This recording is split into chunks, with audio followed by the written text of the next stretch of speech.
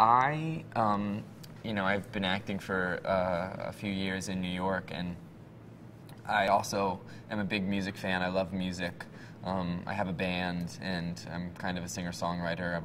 I've grown up around music. My parents were both musicians, and they played a lot of folk music, and I kind of grew up learning how to sing along with the band and the Beatles and Joni Mitchell and Bob Dylan, and so I've always loved music, but I have no formal training, and I've also always loved musical theater, but I never thought that I would find a way to really kind of apply myself into it or fit into it.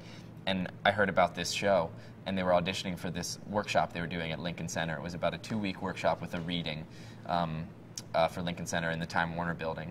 And my manager said, you should think about trying out for this. It's a rock musical. Duncan Sheik wrote it, and I knew Duncan's music. I had been a fan of his.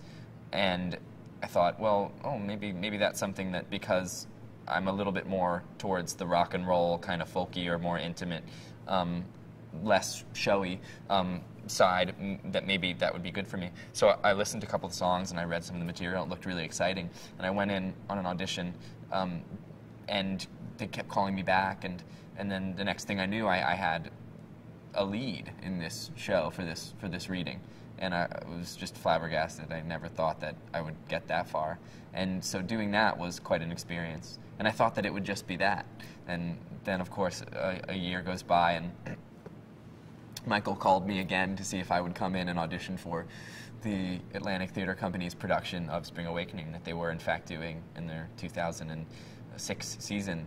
So I was really excited to come in and try out for that, and then the next thing I knew, it had gone to this stage, and now the next thing I know, we're going to yet another stage, and each stage has been more delightful than the last and more exciting than the last, and it's really great because each one I think, well, if it ends here, this will be an amazing chapter of my life. But the fact that it keeps continuing is very cool.